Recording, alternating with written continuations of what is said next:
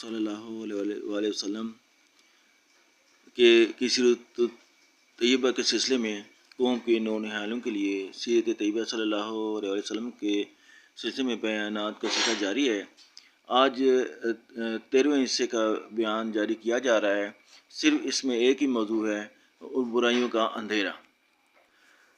6 صدی عیسوی کا زمانہ جس میں ابرہہ نے کعبہ کو گرانے کا ارادہ کیا، برائیوں کے اندھیرے کا زمانہ تھا۔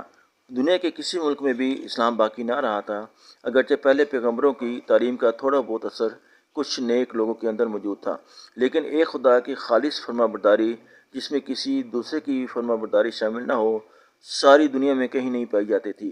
اسی وجہ سے لوگ طرح طرح کی بری عادتوں میں مبتلا ہو گئے تھے اور ان کے چال چلن بگڑ گئے تھے۔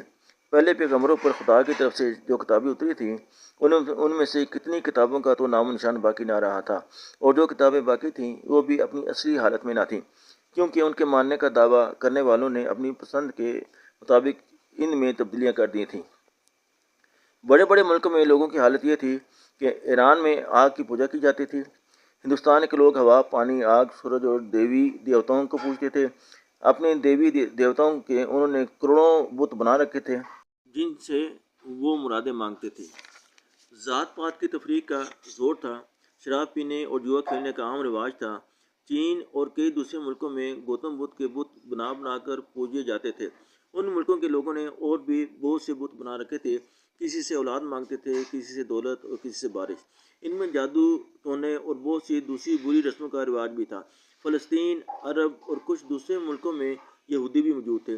وہ اگرچہ خدا اور حضرت عیسیٰ علیہ السلام کے سوا ان سے پہلے آنے والے پیغمبروں کو مانتے تھے، لیکن انہوں نے اپنی آسمانی کتابوں میں رد و بدل کر ڈالا